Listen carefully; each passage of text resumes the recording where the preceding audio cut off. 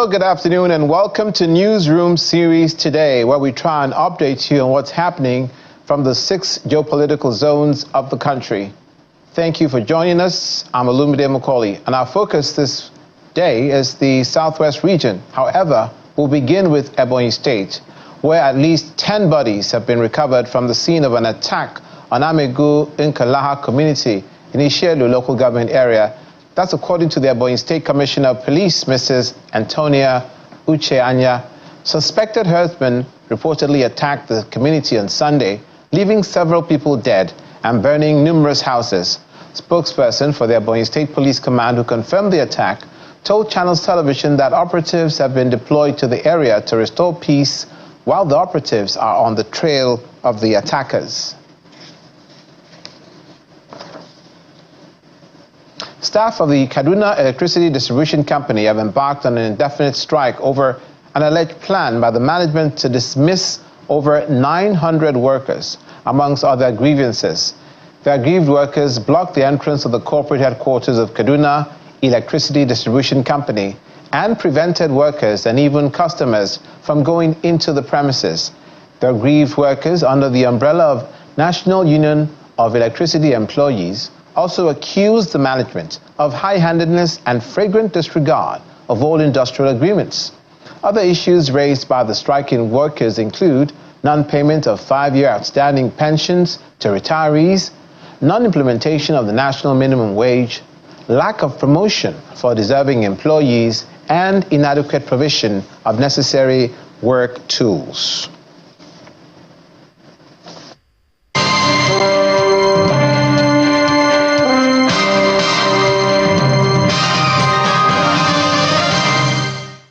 And now in the Southwest region, where the Oyo State government says it will not relent in efforts geared at expanding and making the economy attractive to investors to build a prosperous and sustainable future for the state.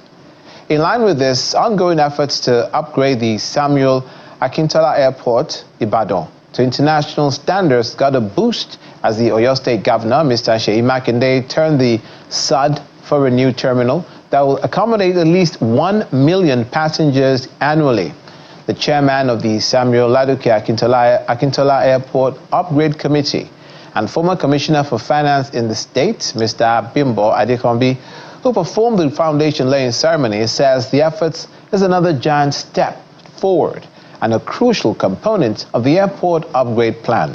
He maintained that the new terminal building, which will be constructed by Messrs. Kringberg Construction Limited, represents a major transformation and a testament to the unwavering vision and exceptional leadership of Governor Makinde in the bid to transform the economic landscape of the state to a truly prosperous one. The upgrade of Ibadan Airport from a domestic one to international standard took off in September 2024 with a new name, Ladoke Akintola Airport. Governor Seyi Makinde launched the first phase of the airport upgrade project last year with the extension of the runway from 2,400 to 3,000 meters to meet international standards and regulatory requirements to accommodate larger aircrafts. Today is a symbolic day marking the start of phase 2, which is the terminal building, and then the upgrade to the fire services will happen as part of part 2, phase 2, and then the upgrade to the car park as well, because the new international terminal will be contiguous very near the existing local terminal, and it will displace the car park to some extent, and then the fire services, of course, to be upgraded. This airfield that are standing on, if you have Cat 2 license at time, is fully upgraded.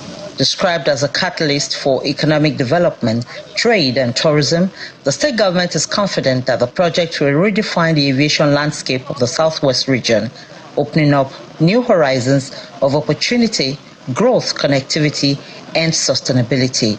But today, we take another giant leap forward with the foundation laying of the new terminal building, a crucial component of our upgrade plan. Once completed, this state-of-the-art terminal building will accommodate up to 1 million passengers annually, a massive increase from the current capacity of 100,000 passengers annually. Chairman of the Airport Communities Association is excited about the economic potentials for residents of the area and the entire state. For the next few months, by God's grace, we witness another status of this airport, which will not only meant for people within Oyo State, but the entirety of the globe.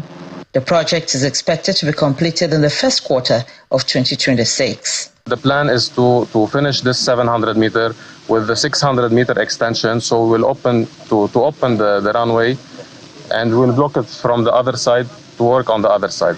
The state-of-the-art international terminal building is projected to accommodate up to 1 million passengers annually, a massive increase from the current capacity of about 100,000 from local operations. Bukola Oriowo, Channels Television News. To reduce gender-based violence, improve livelihood, and boost economic prosperity amongst women, Nigerian women must embrace agriculture and its value chain to change the current narrative. To achieve this, the French government, in partnership with the International Institute of Tropical Agriculture, have begun a holistic technical education for women on modern agricultural practices across Nigeria. To this end, 3,000 women drawn from 6 states of Oyo, Jigawa, Kano, Kwara, Enugu, and Anambra State are to benefit from the project, which will build capacity towards profitable and sustainable agricultural practices for economic growth.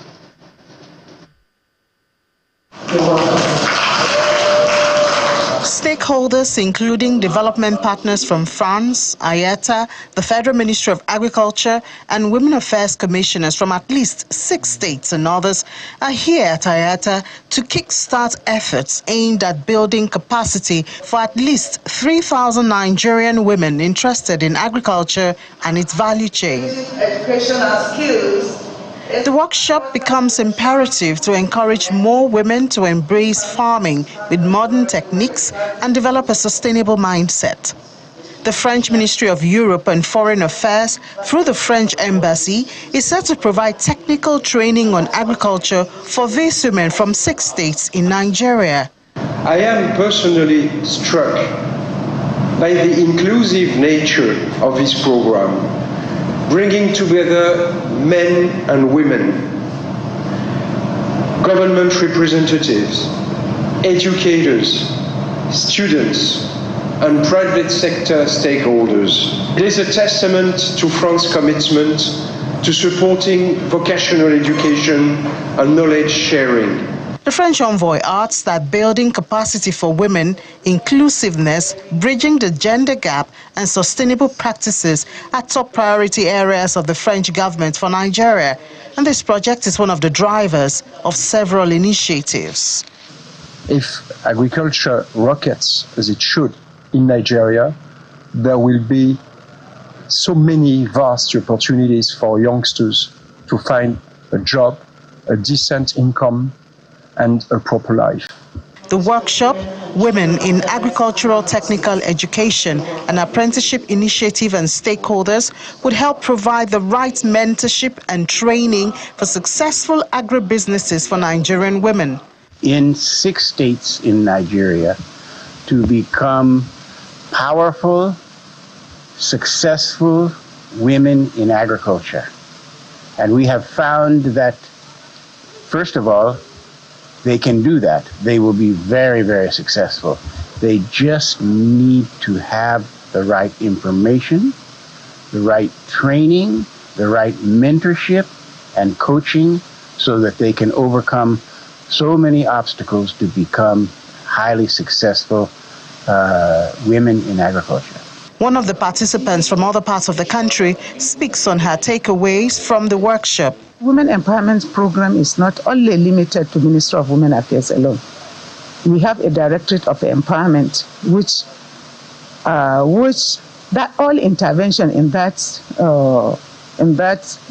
directorate is really gender mainstream. When they target 1,000 men, they equally target 1,000 women.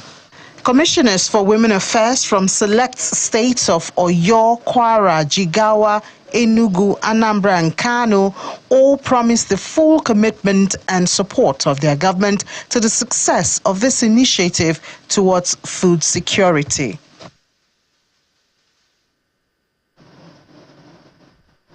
From agriculture to waste management, Lagos State produces 2.21 million cubic meters of wastewater daily. That's according to the General Manager of the Lagos State Wastewater Management Office, Mr. Adefemi Afolabi, who made this known during a stakeholder engagement on wastewater management. Mr. Afolabi says 15 estate representatives cutting across the 5 divisions of the state were selected for the meeting to intimate them with the agency's 5-year strategic action plan, regulatory compliance, and environmental sustainability.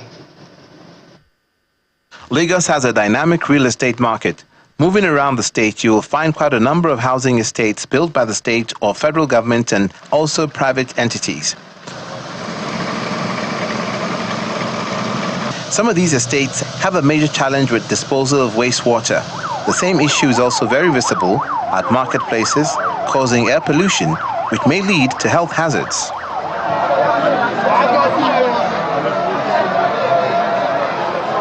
How best to tackle this issue is the reason for this stakeholder engagement and community mobilization forum organized by the Lagos State Wastewater Management Office, a step taken by the agency to deliberate on how to address environmental and health impacts of untreated wastewater.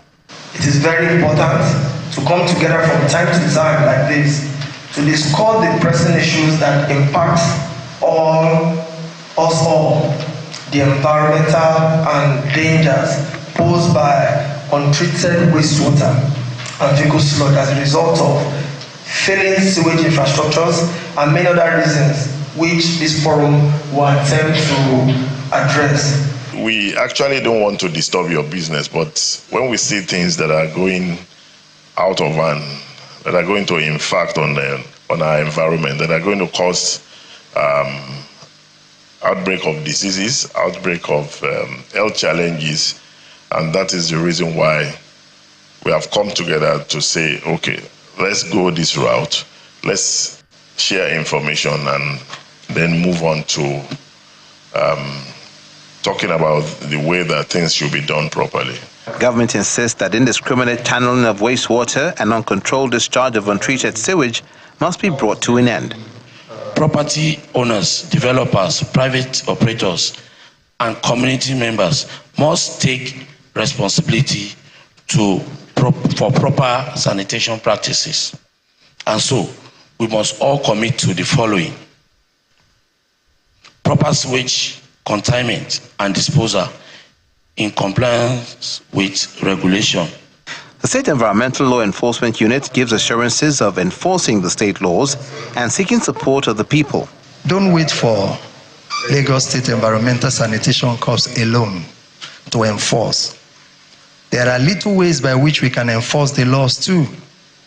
Like the governor always say, when you see something, say something.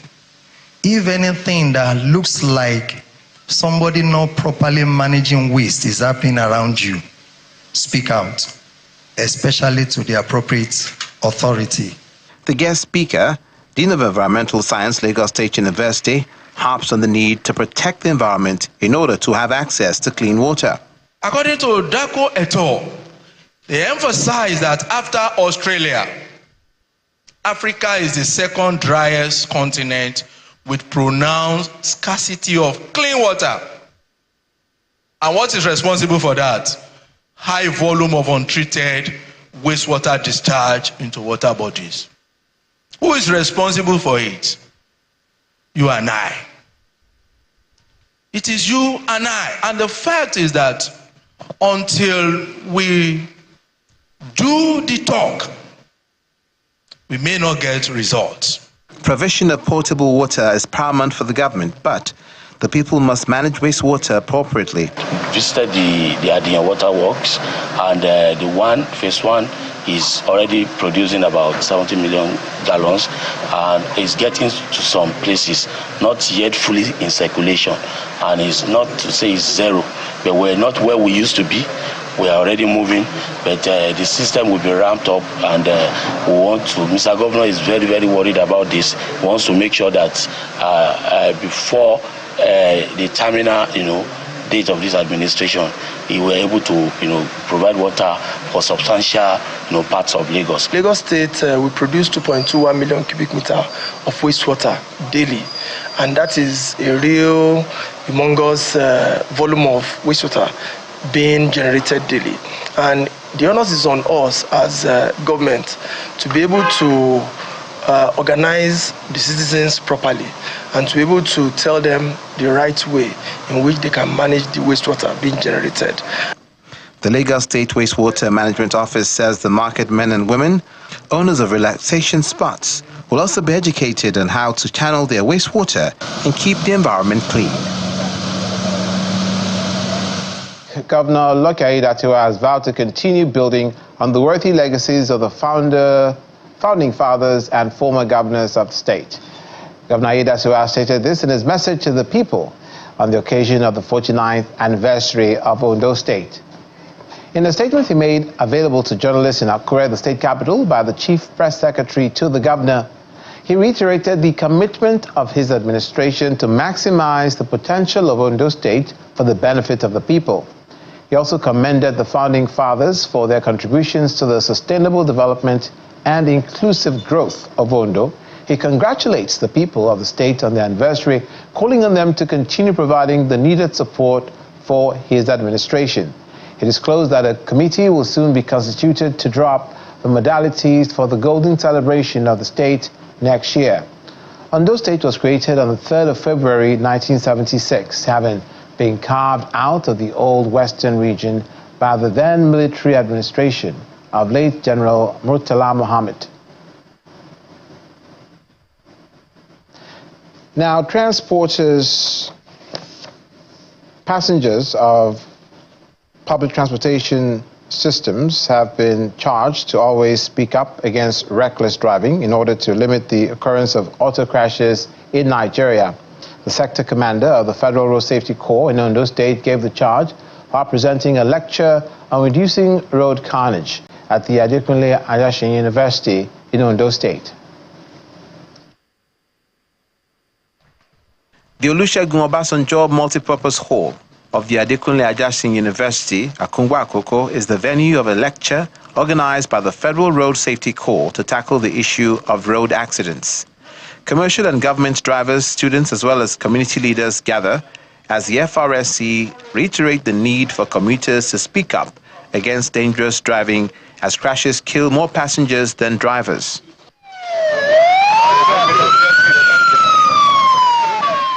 Some of the most recent examples cited occurred in Ondo State a few days ago, where 30 people lost their lives in an auto crash along the Lagos-Ore highway. Those preventable loss of lives prompted the FRSC to organize this engagement with stakeholders in collaboration with the Adekunle Ajasin University management. It's important to have this kind of thing because without this type of arrangement, things will go terribly bad in this country. Each time I pass through the road and I see the road safety, I'm always very happy because I know I will drive safely. The co-marshal of the FRSC, Shehu Mohammed, is represented by the commander of Oshogbo Zonal Headquarters of the FRSC, Adolphus Godwin, who appeals to drivers to be proactive whenever traveling. We do carry out one-on-one enlightenment on patrols. We do equally go into the market to enlighten our traders and businessmen. We catch them young from the primary school and secondary school and the NYSC. In fact, they are the third tier of the corps. We call them Road Safety Club. In his paper, the sector commander of the FRSC in Ondo State, Samuel Ibitoye, raises concern about the loss of lives to road crashes. He attributes the increase in fatalities to human factors such as reckless driving, overloading, and fatigue, as well as tragic secondary incidents like the scooping of fuel from fallen tankers. 85% of the factors of the thing responsible for the cause of crashes is the human being. The human being. What do we do? Who overspeeds? The human being. Who overloads? The human being. Who loads fuel inside the vehicle? The human being. Who drives dangerously? The human being. Count it. It is countless. So the human being have a chunk of what causes crashes on Nigerian roads. And that is the essence of our advocacy. That's the essence of what we're preaching today. That's the essence of our engagement with our people that think enough is enough. The Federal Road Safety Corps further appeals to the public to participate in road safety to reduce the rate of crashes in the country.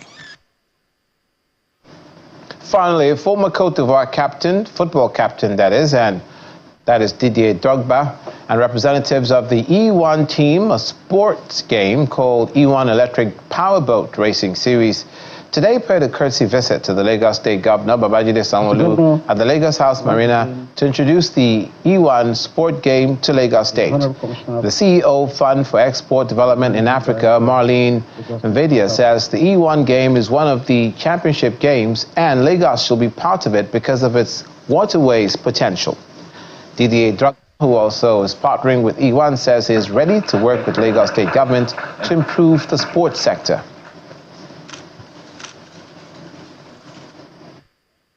One of the things that we have spoken about, you must have read it in the press, is our desire to make a true impact in the creative industry. The creative industry, we define it at the moment as film, as fashion, but as sport as well. Sport is a very important part of it, and music, obviously. And so when it comes to sports, our desire was to say, let's do something concrete. Let's do something bold.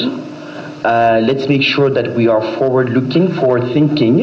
And this is where we have been discussing with Didier for many years. Mr. Didier Drogba and his wife, they have been friends of Afreximbank for a long time. They have been supporting us across that thought process around what can we do for the creative industry, what can we do for our youth, what can we do for Africa to put ourselves in the stage of the world. So this is one of the most exciting global championship on earth. It's about boat races. You will have the opportunity to hopefully see those boats. They're very modern, very good looking. Most importantly, they're sustainable. So this is really transforming sports and fast sports in a way that is sustainable. We started an adventure with E1 and Alejandro Agag and all his team. They came to us. No, we met them in Riyadh, and they spoke about this new sport. And we said we cannot be left out.